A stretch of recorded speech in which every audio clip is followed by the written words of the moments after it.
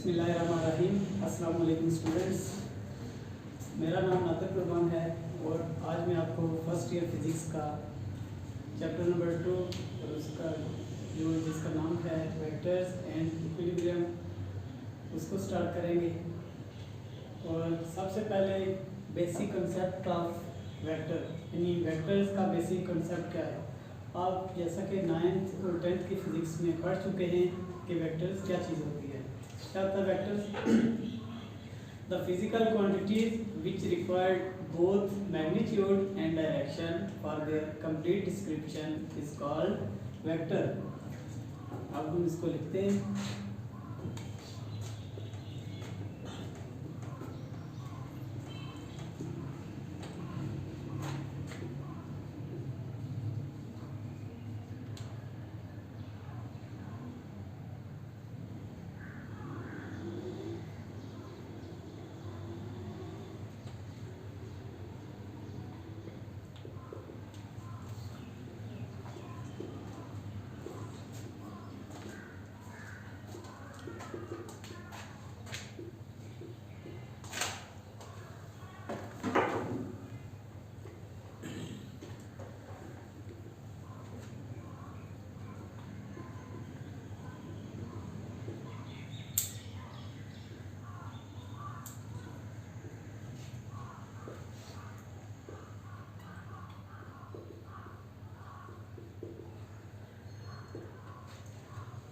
The physical quantities which require both magnitude and direction for their complete description called vectors.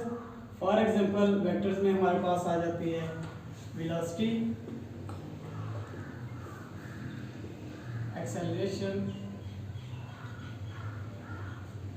etc. अब physical quantities ऐसी quantity जिनको हम major कर सकते हैं, मेजरेबल क्वांटिटीज को फिजिकल क्वांटिटीज कहते हैं। जैसा कि हमारे पास इसमें वेलोसिटी आती है तो वेलोसिटी की यूनिट होती है मीटर पर सेकंड, यानी पर वक्त के अंदर हमने कितना फासला तय किया है।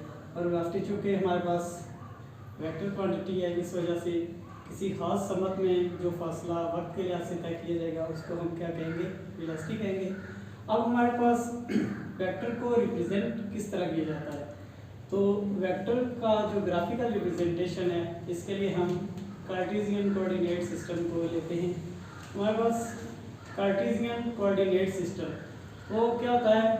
कार्टेशियन कोऑर्डिनेट सिस्टम हमारे पास जब two mutually perpendicular lines intersect each other करती हैं तो हमारे पास जो सिस्टम बनता है वो कौन सा होता है?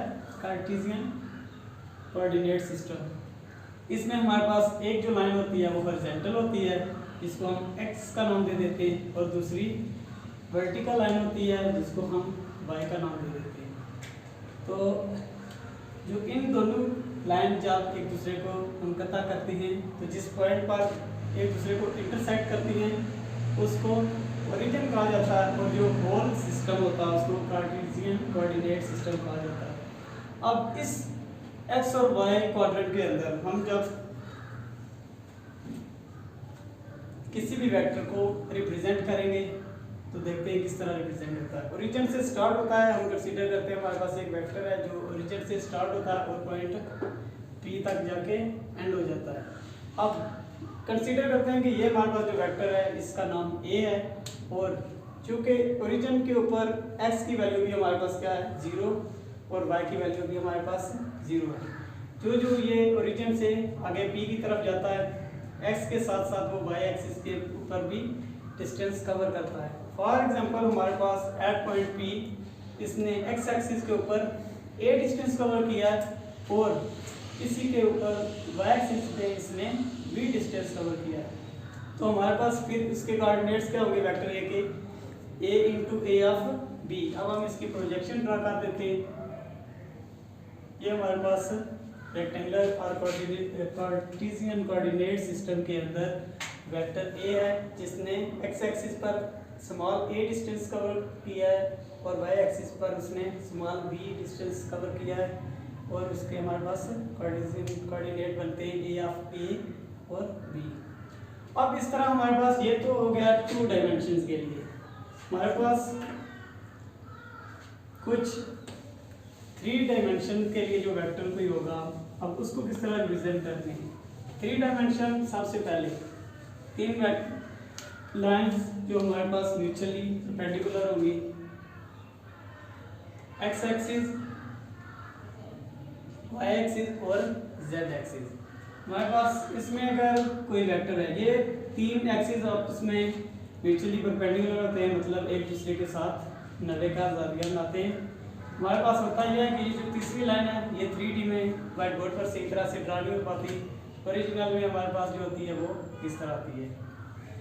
अब इसका हमारे पास जो वेक्टर हमने ड्रा किया इस सिस्टम में, ये ओरिजिन ओ ले लेते हैं। अब इसने क्या किया है, वाई एक्सिस पर इसने डिस्टेंस कवर किया है बी, जेड एक्सिस पर लेट्स सपोज उसने डिस्टेंस कवर किया है सी, और जिस तरह एक्स एक्सिस के ऊपर उसने डिस्टेंस कवर किया है ए। फॉर एग्जांपल हमने ये एक्स एक्सिस लिया हुआ है, ये वाई एक्सिस और ये जेड एक्सिस। एक्स एक्सिस के ऊपर उसने वाई एक्सिस के ऊपर उसने बी डिस्टेंस कवर किया, जेड एक्सिस के ऊपर उसने सी डिस्टेंस कवर किया और एक्स एक्सिस के ऊपर उसने ए। अब हम एक ऐसा वेक्टर ड्रा करते हैं जो हमारे पास इन तीनों का डिस्टेंस उसमें हमारे पास कंसीडर किया गया है, यानी ए ऑफ उसके कार्टेशियन कोऑर्डिनेट सिस्टम जो है वो क्या है, ए बी और सी, यानी एक्स एक्सिस में इस ए वेक्टर का जो डिस्टेंस है वो क्या है ए, वाई एक्सिस में जो इसने डिस्टेंस कवर किया वो बी, और जेड एक्सिस में जो इसने डिस्टेंस कवर किया वो क्या है सी। अब हमारे पास वेक्टर्स को ऐड किस तरह करते हैं, वेक्टर्स को सब्ट्रैक्ट किस तरह करते हैं और इनको मल्टीप्लाई किस तरह करते हैं, हम बारी बारी तीनों को पढ़ेंगे। सबसे पहले हमारे पास एडिशन ऑफ वेक्टर्स है। मिसाल के तौर पर हमारे पास कोई भी 2 वेक्टर्स हैं, एक को हम ए का नाम दे देते हैं और दूसरे को बी का। अब हम इसको ऐड किस तरह करेंगे, इसके लिए हमें हेड टू टेल रूल की ज़रूरत पड़ेगी। हेड टू टेल रूल हमारे पास ऐसा रूल होता है जिसमें सेकंड वेक्टर की टेल को फर्स्ट वेक्टर की हेड के साथ कोइंसाइड कराया जाता है। फॉर एग्जांपल हमारे पास ये वेक्टर बी है, इसकी टेल को फर्स्ट वेक्टर की हेड के साथ कोइंसाइड कराया ए और बी। अब ये जो इसका हमारे पास एडिशन, जब हम इसको ऐड करेंगे तो क्या करेंगे, फर्स्ट वेक्टर की टेल को सेकंड वेक्टर की हेड के साथ कोइंसाइड करा देंगे और हमारे पास जो रिजल्टेंट वेक्टर इसका आएगा वो हमारे पास क्या होगा ए प्लस बी, और इसको आर से। इसके बाद हमारे पास सब्ट्रैक्शन ऑफ वेक्टर आता है। इन्हीं वेक्टर्स को हम दोबारा कंसीडर करते हैं फॉर सब्ट्रैक्शन ऑफ वेक्टर। तो अब हम क्या करेंगे, एक वेक्टर में से दूसरे वेक्टर को माइनस कर देंगे। सब्ट्रैक्शन ऑफ वेक्टर, उसका रिजल्टेंट हमारे पास होगा a vector plus into minus b vector. जैसा कि हमें पता है कि किसी भी वेक्टर की डायरेक्शन रिवर्स कर दें तो उसके साथ जो साइन होता है वो चेंज हो जाता है, अगर प्लस है तो माइनस हो जाएगा और माइनस है तो प्लस हो जाएगा। अब हम करते हैं ए वेक्टर में से बी को सब्ट्रैक्ट करते हैं और देखते हैं हमारे पास क्या आता है। फॉर एग्जांपल हमारे पास ए वेक्टर ये था, ठीक, और अब इसकी डायरेक्शन ये है तो इसकी डायरेक्शन रिवर्स करनी पड़ेगी हमें। तो वो हमारे पास कौन सी डायरेक्शन होगी, इसको हम 90 के एंगल से अपोजिट कर देंगे तो हमारे पास 180 के एंगल से अपोजिट डायरेक्शन में लेंगे तो हमारे पास बी, ये ऊपर बी था और ये हमारे पास क्या आ गया माइनस बी। अब इस केस में हमारे पास क्या होगा कि हमारे पास वेक्टर ए तो ये आ गया, अब इसकी हेड को सेकंड की टेल के साथ मिलाएंगे तो हमारे पास क्या आ जाएगा, इसको इधर ड्रा कर दिया ए वेक्टर और ये हमारे पास हो गया माइनस बी वेक्टर। अब हेड टू टेल रूल के जरिए हम क्या करेंगे, फर्स्ट वेक्टर की टेल को सेकंड वेक्टर की हेड के साथ कोइंसाइड करा देंगे और ये हमारे पास रिजल्टेंट वेक्टर आएगा। इसमें हमारे पास चूंकि ये किसके बराबर है, ए वेक्टर प्लस इनटू ये, क्योंकि इसमें हमने सिर्फ डायरेक्शन रिवर्स की है दैट्स व्हाई हमारे पास plus into minus b vector आ जाएगा और रिजल्टेंट वेक्टर जो होगा हमारे पास होगा a vector minus b vector. इसके बाद हमारे पास मल्टीप्लिकेशन ऑफ वेक्टर होती है। तो मल्टीप्लिकेशन ऑफ वेक्टर हमारे पास 2 या 3 किस्म की हो सकती है। वेक्टर को वेक्टर के साथ मल्टीप्लाई करा सकते हैं हम, वेक्टर को स्केलर के साथ करा सकते हैं और स्केलर को स्केलर के साथ करा सकते हैं। हमारे पास इसमें आएगा वेक्टर मल्टीप्लाई बाय वेक्टर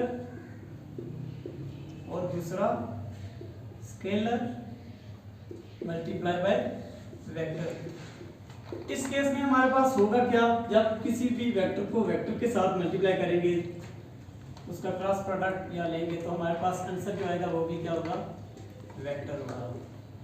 और हमारे पास स्केलर को जब हम किसी वेक्टर के साथ मल्टीप्लाई करेंगे तो हमारे पास उसका आंसर भी क्या आएगा, वेक्टर क्वांटिटी आएगा।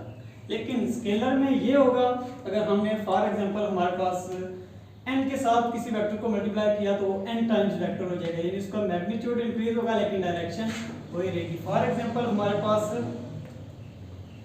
n एक स्केलर नंबर है, हमने उसको a वेक्टर के साथ मल्टीप्लाई किया तो हमारे पास n है, क्योंकि ये भी हमारे पास वेक्टर क्वांटिटी है। इसकी एग्जांपल देखते हैं। हमारे पास एक वेक्टर है a, अब हम इसको स्केलर मतलब ऐसी चीज जिसकी सिर्फ और सिर्फ मैग्नीट्यूड न्यूमेरिकल वैल्यू हो और उसकी डायरेक्शन ना हो। तो हम फॉर एग्जांपल 3 ले लेते हैं या 2 ले लेते हैं। तो a का जब हम 2 के साथ मल्टीप्लाई करेंगे, 2 मल्टीप्लाई a, ये किसके बराबर आ जाएगी, 2a के। इसका मतलब ये जितना मैग्नीट्यूड ये लिया इसको 2 के साथ मल्टीप्लाई किया और इसका डबल ले लिया और हमारे पास 2a आ गई। अगर हम इसको नेगेटिव किसी नंबर के साथ मल्टीप्लाई करते हैं तो फिर हमारे पास क्या होगा, क्योंकि हम बता चुके हैं पहले कि जो हमारे पास कोई भी वेक्टर होगा उसकी अगर डायरेक्शन को रिवर्स कर दिया जाए तो उसके साथ साइन क्या आ जाता है, negative. For example -2 multiply a, तो हमारे पास ये ऊपर वाली डायरेक्शन थी। अब -2 जो होगा हमारे पास a, तो उसको हम अपोजिट डायरेक्शन में ले लेंगे -2a। ओनली एरो हेड जो है इस फिगर में ऊपर की तरफ है और इसमें हमारे पास नीचे की तरफ आ गया, बाकी कोई फर्क नहीं है।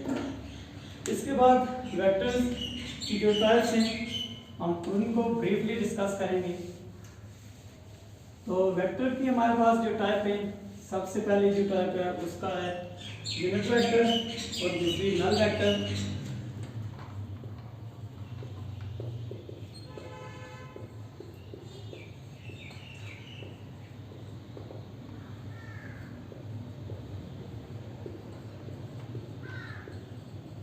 तीसरी इसकी है हमारे पास पोजीशन वेक्टर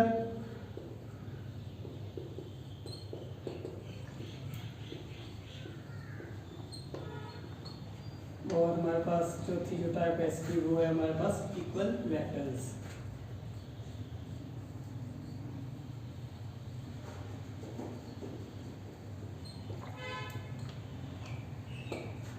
सबसे पहले हम यूनिट वेक्टर की तरफ आएंगे। तो यूनिट वेक्टर हमारे पास ऐसा वेक्टर होता है, the vector whose magnitude is 1 and which is used to indicate the direction is called unit vector। हमारे पास ऐसा वेक्टर जिसकी मैग्नीट्यूड यूनिटी हो और वो सिर्फ और सिर्फ समत का तयन करने के लिए इस्तेमाल हो तो उसको हम यूनिट वेक्टर कहते हैं। फॉर एग्जांपल, और इसको हम रिप्रेजेंट किस तरह करते हैं, unit vector is represent by a cap और hat on letter. For example हमारे पास कोई वेक्टर a है, तो अगर वो यूनिट वेक्टर है तो हमारे पास वो किसके बराबर होगा, उसके ऊपर हम हैड दे देंगे। और यूनिट वेक्टर किस चीज के बराबर होता है, it is equal to vector divided by its magnitude, यानी वेक्टर और उसको हम डिवाइड कर देते हैं उसके मैग्नीट्यूड के साथ, ये हमारे पास यूनिट वेक्टर आ जाता है। हमारे पास सेकंड टाइप है नल वेक्टर। अब नल वेक्टर क्या होता है, the vector whose magnitude is 0 and having arbitrary direction is called null vector। अब इस वेक्टर को जब हम पढ़ते हैं तो हमारे जहन में एक ख्याल आता है, क्योंकि हमने तो वेक्टर की जो डेफिनेशन पढ़ी है वो ये है, those physical quantities which require both magnitude and direction for complete direction। और नल वेक्टर के केस में हमारे पास क्या आ जाता है, ऐसा वेक्टर जिसका मैग्नीट्यूड 0 हो और उसकी डायरेक्शन क्या हो, आर्बिट्रेरी। अब क्या ये पॉसिबल है? अगर उसका मैग्नीट्यूड ही नहीं है तो फिर उसकी डायरेक्शन क्या होगी? तो इसको भी हम सॉल्व करने के लिए देखते हैं कि ये नल वेक्टर हमारे पास आता किस तरह है। अगर हम दो वेक्टर क्वांटिटीज ले लें, फॉर एग्जांपल वेक्टर ए है हमारे पास, ठीक है, और वेक्टर बी। अब अगर हमारे पास ये दोनों वेक्टर्स आपस में म्यूचुअली परपेंडिकुलर होंगे तो फिर तो इनका आंसर आएगा हमारे पास वेक्टर क्वांटिटी आएगी, उसकी मैग्नीट्यूड भी होगी। फॉर एग्जांपल ये हमारे पास एंटी पैरेलल है, सॉरी पैरेलल है, तो हमारे पास इसका क्या आएगा? For example a cross b equal to a magnitude b magnitude sine of theta. अगर इनके दरमियान जो थीटा हो तो हमारे पास ए क्रॉस बी, ये हमारे पास क्या आ जाएगा? क्योंकि साइन 0 भी 0 होता है और साइन 180 भी 0। अब हम इसको 0 तो लिखेंगे या इसको बोल्ड करके लिख दें या इसके ऊपर एरो रख देते हैं, ये हमारे पास नल वेक्टर होगा। नल वेक्टर को बेसिकली डॉट से रिप्रेजेंट किया जाता है और इसकी कोई भी खास समझ नहीं होती। इसके बाद हमारे पास आता है पोजीशन वेक्टर। तो पोजीशन वेक्टर हमारे पास कौन सा वेक्टर होता है? पोजीशन वेक्टर एक ऐसा वेक्टर है, the vector which is used to describe the location of a particle or object with respect to fixed origin। अब हम कोऑर्डिनेट सिस्टम ले लेते हैं इसके लिए, फिर कार्टेशियन कोऑर्डिनेट सिस्टम। ओरिजिन हमारे पास इसका क्या हो गया? फिक्स। अब ऐसा वेक्टर जो किसी ऑब्जेक्ट या पार्टिकल की location with respect to fix origin बताएगा, वो हमारे पास क्या हो जाएगा? Position vector. फॉर एग्जांपल हमारे पास पॉइंट P है और इस पे हमारे पास कोई ऑब्जेक्ट है जिसने x एक्सिस पे a डिस्टेंस और y एक्सिस पे b डिस्टेंस कवर किया है। अब P हमारे पास इस केस में क्या होगा? पोजीशन वेक्टर, क्योंकि वो ओरिजिन के लिहाज से इस ऑब्जेक्ट की लोकेशन बता रहा है कि उसने a डिस्टेंस कवर किया अलोंग x एक्सिस और b डिस्टेंस कवर किया अलोंग y एक्सिस, तो इसके coordinates P of a b। इसी तरह हमारे पास इक्वल वेक्टर्स आते हैं और हमारे पास ये लास्ट टॉपिक है इक्वल वेक्टर्स। दो ऐसे वेक्टर्स जिनका मैग्नीट्यूड भी सेम हो और उनकी डायरेक्शन भी सेम हो, उनको हम क्या कहते हैं? Equal vector. और मैग्नीट्यूड एंड डायरेक्शन क्या हो? हमारे पास वेक्टर ए की इक्वल हो magnitude and direction of vector B.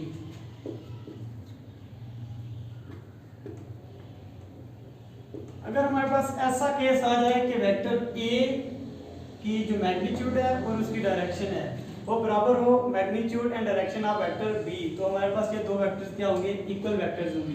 For example हमारे पास दो वेक्टर्स हैं, अब इनकी मैग्नीट्यूड सेम है और डायरेक्शन भी सेम है, इसको ए का नाम दे दें और इसको बी का नाम दे दें, तो हमारे पास क्या आएगा? ए इक्वल टू बी। और इसी तरह हमारे पास ए की लाइन पे दो वेक्टर भी हो सकते हैं जिनकी मैग्नीट्यूड क्या होगी? हमारे पास सेम होगी, इसको ए का नाम दे दें, इसको बी का नाम दे दें, तो ये भी हमारे पास क्या होगा? ए इक्वल टू बी। और ये हमारे पास ए और बी जो होंगे वो क्या होंगे? Equal vector. आज के लिए इतने काफ़ी है, अपना ख्याल रखिएगा। अल्लाह हाफिज़।